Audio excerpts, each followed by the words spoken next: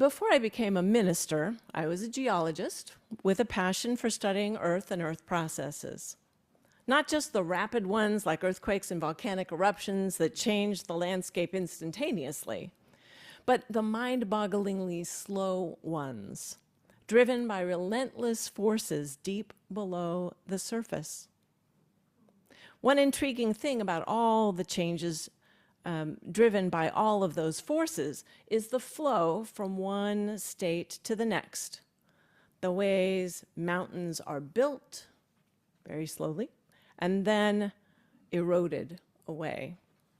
The way waves constantly redistribute sand grains on the beach. Once the volcano erupts, there's no way to put the lava back in the ground.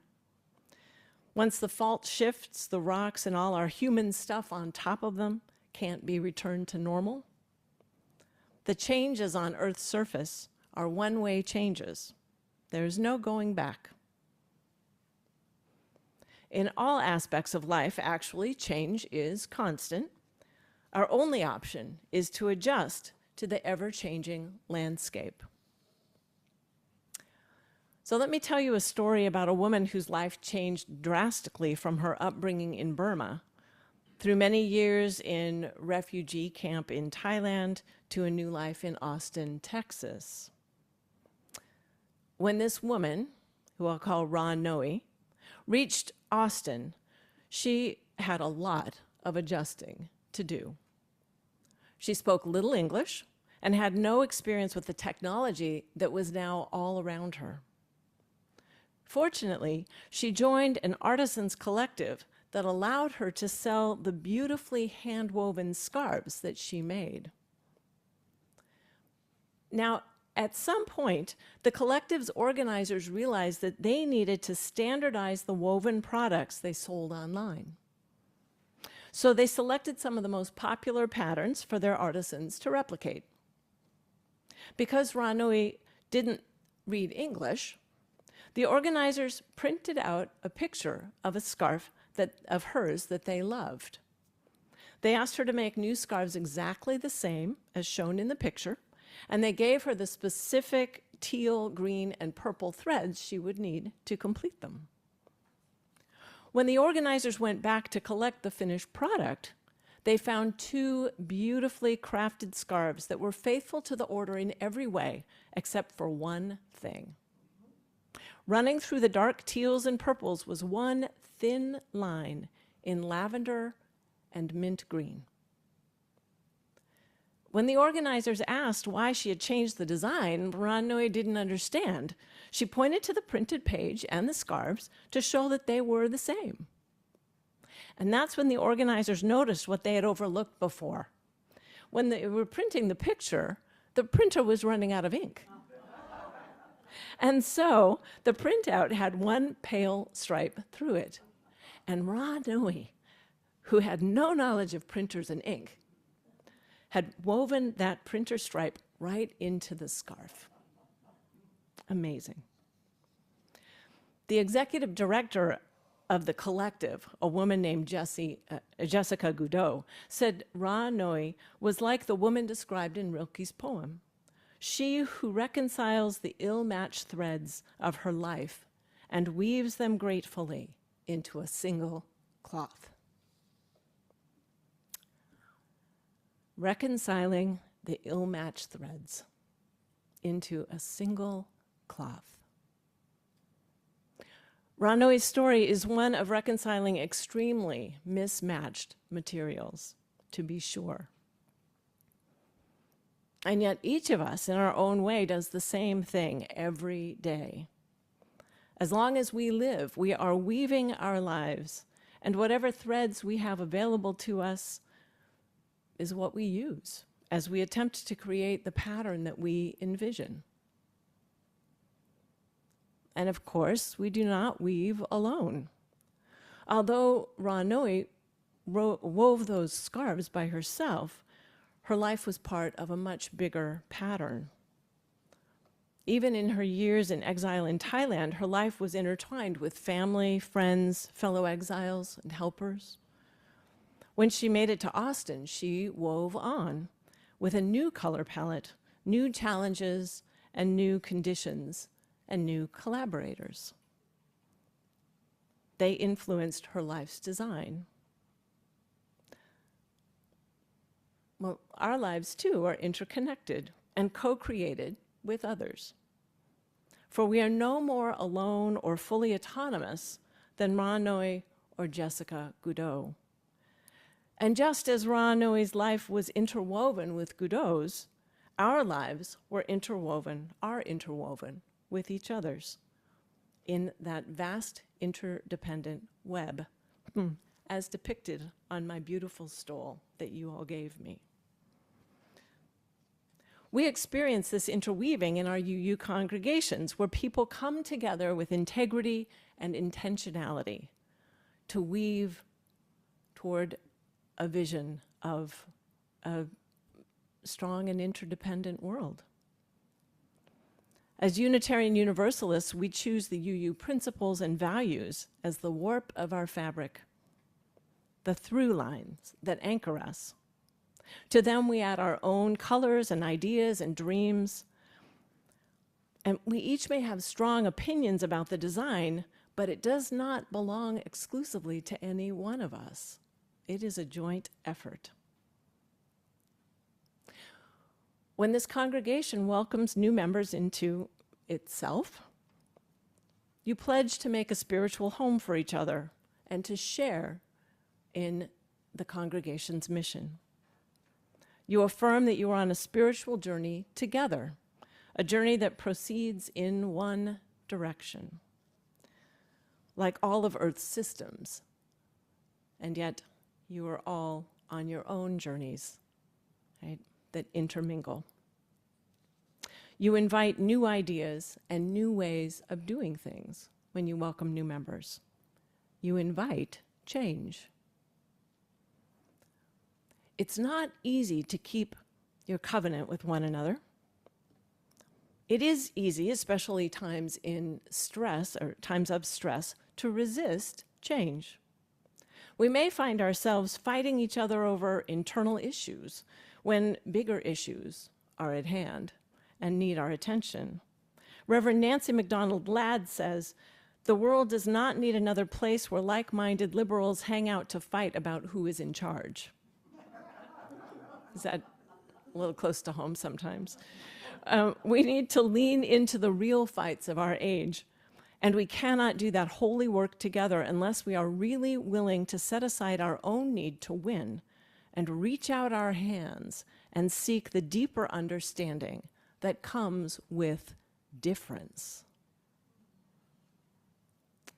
I love that. That means being willing to concede that others' ideas and styles and offerings are valid and maybe just what is needed in these times.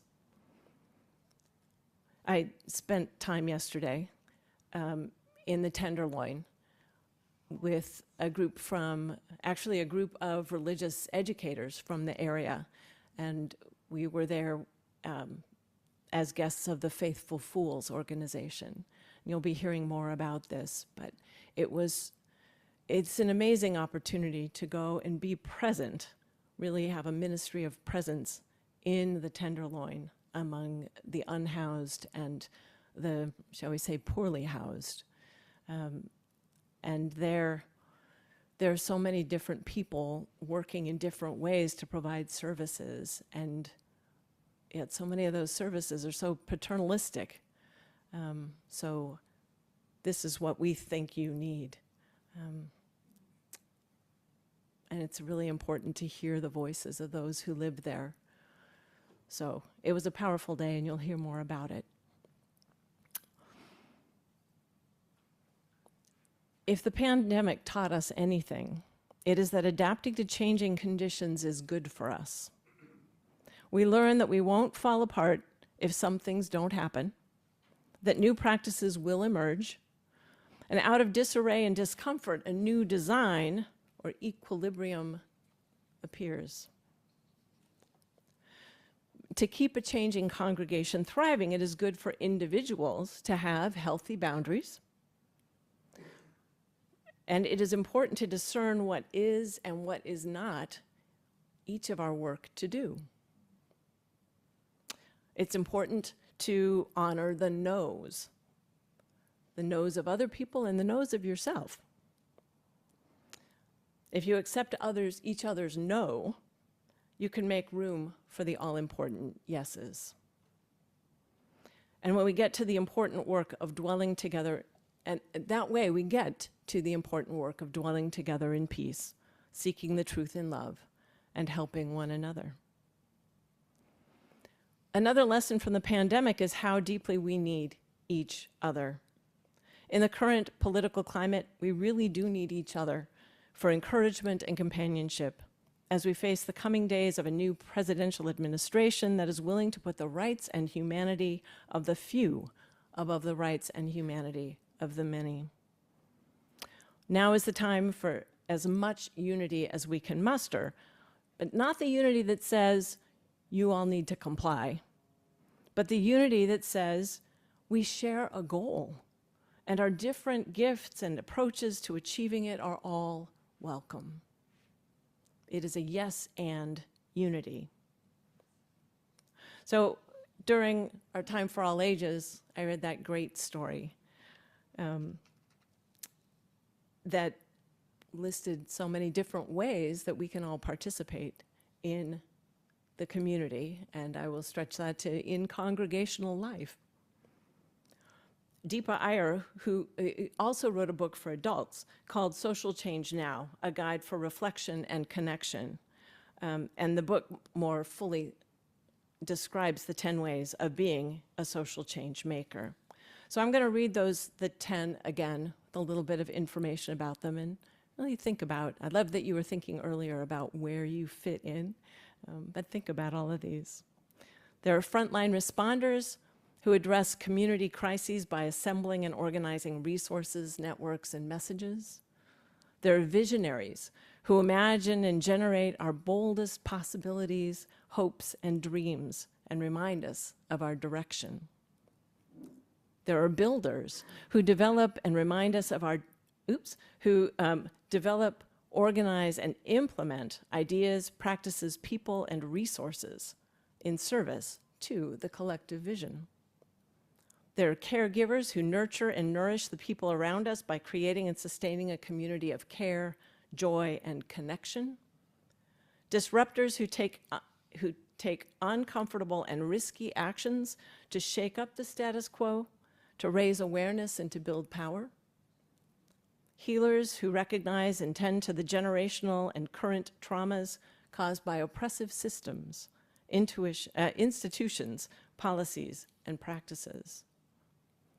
There are the storytellers who craft and share our community stories, cultures, experiences, histories, and possibilities through art, music, media, and movement. There are guides who teach, counsel, and advise using our gifts of well-earned discernment and wisdom. There are weavers who see through lines of connectivity between people, places, organizations, ideas, and movements. And there are the experimenters who innovate, pioneer, and invent, who take risks and course correct as needed. Whatever your approach to social change making, you are needed.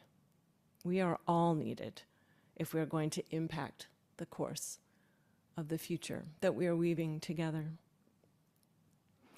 Derek Walcott writes, "Break a vase, and the love that reassembles its fragments is stronger than the love that took its symmetry for granted." The love that reassembles its fragments is stronger than the love that took its symmetry for granted. That is the kind of love that we are called to offer. I wonder, what if we are the fragments? What if our job is not to recreate a vase, but to create a strong and functional structure with the pieces? This is a time for us UUs to be strong in our togetherness. It is a time for us to reconcile the sometimes ill-matched threads of our lives together and weave them into a single cloth that allows no one to fall through.